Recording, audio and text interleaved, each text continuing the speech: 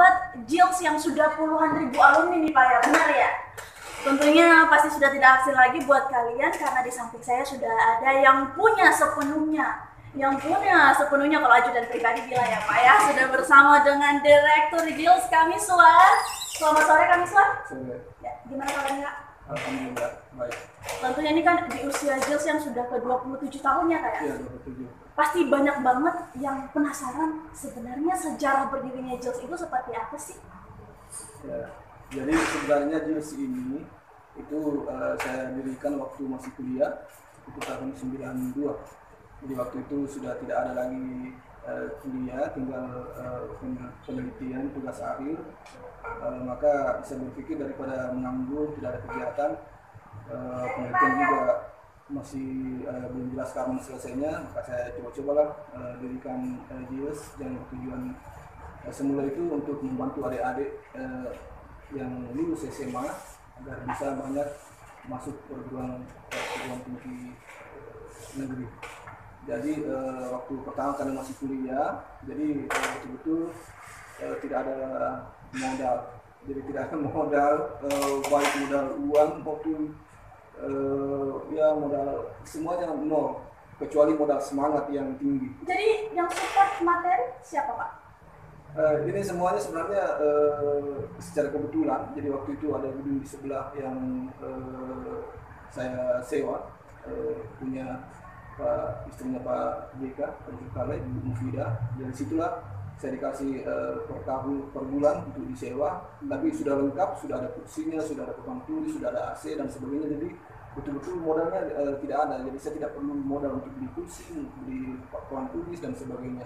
Jadi ini secara kebetulan dan mungkin disitulah memang Allah menunjukkan jalan bahwa di sini kamu akan berkiprah.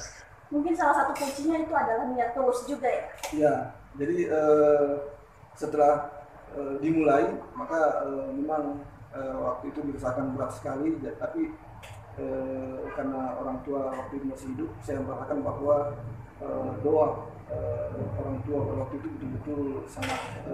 Jadi perjalanan panjang dibantu oleh istri dari Pak Yusuf Kala, kemudian Kak Mince langsung menjalankan usaha dengan nama Jills, tempat bimbel dengan nama Jills. Nama Jills sendiri itu dari mana Kak? Sebenarnya Jills itu ini ya, Jakarta Intensive Learning Center. Jadi orang selalu bertanya, ini ada di Jakarta ya? Nggak ada. Kenapa pakai nama Jills ya? Biar keren. Oh, jadi biar keren saja Pak. Gitu. Catat alumni Jills ternyata biar keren aja. Iya. Tapi ternyata sekarang sudah jadi tempat saya kan bimbel. alumni Jills juga. Oh iya, pada boleh. Oke Kak, by the way ini kan pasti alumninya pada penasaran nih. Kami sebenarnya rajin belajar nggak sih waktu kecil?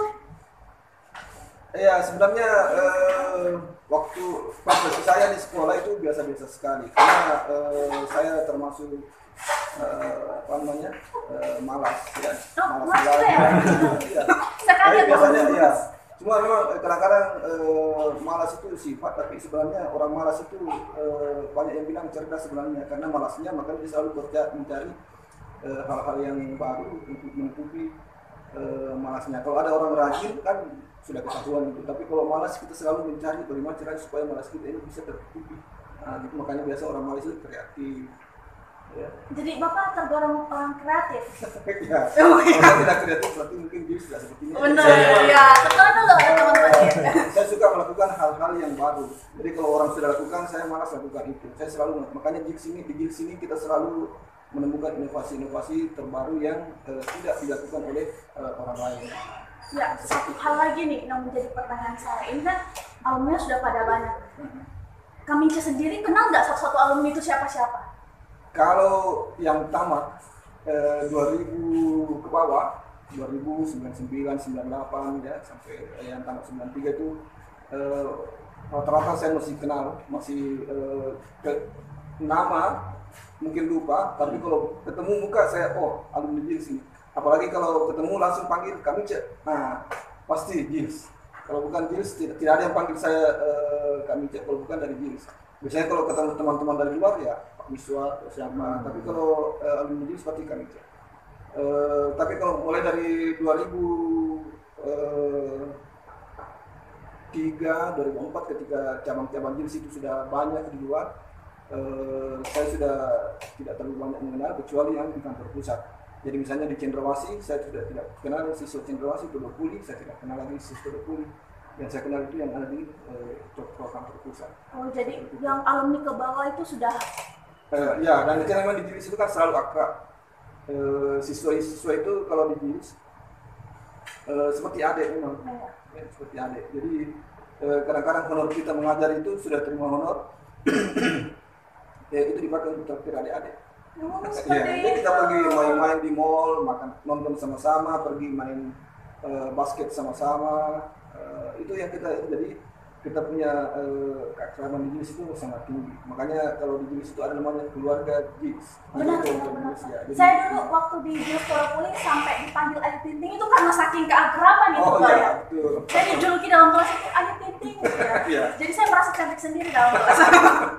Oke Pak, ini ternyata JIS perkembangannya semakin kesini semakin banyak masuk alumninya. Ya. Kemudian pernah nggak ada kendala yang Kak Mimisha sendiri anggap wah ini kendala besar ini saya bisa jatuh ini atau seperti apa?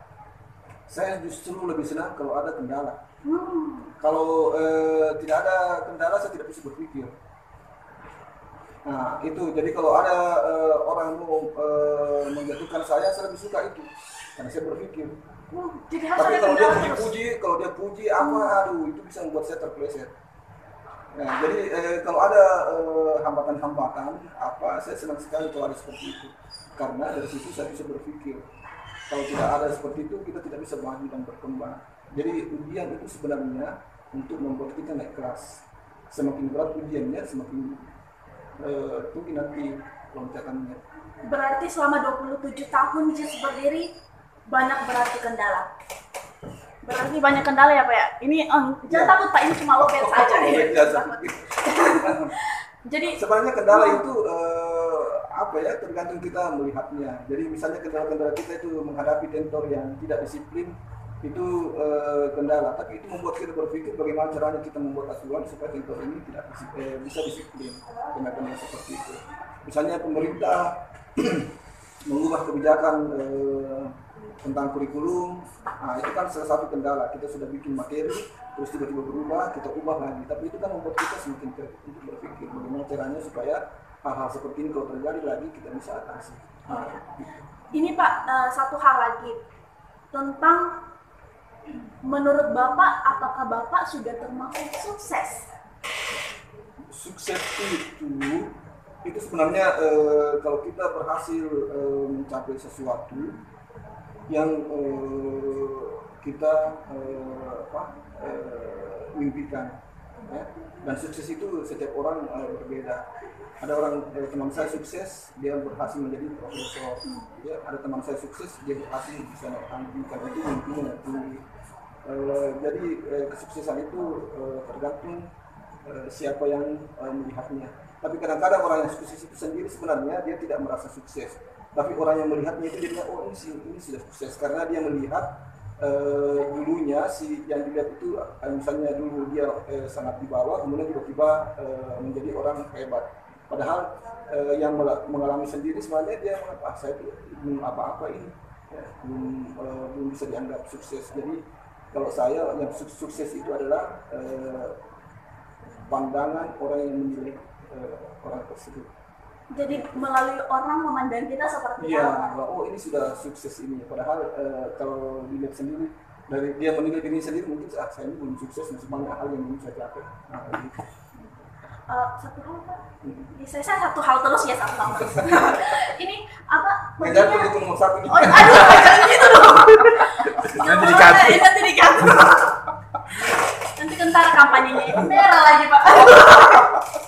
Jadi ini kalau hobi sendiri kami apa sih? Hah? Hobinya apa? Saya hobinya apa ya? Saya sebenarnya suka jalan-jalan. Nggak suka belajar? Nggak suka belajar? Waduh, saya bilang tadi saya itu malas. Waktu sekolah saya malas belajar. Jadi kalau saya lulus ya kebetulan sebenarnya lulus. Kebetulan Jadi itu malah saya 2 kali ikut SBMPTN dulu itu lulus tapi saya tidak belajar. saya bakal ganti prinsip seperti ini Pak. Saya malas, seorang malas. Biar bisa sukses kami. Ini ya di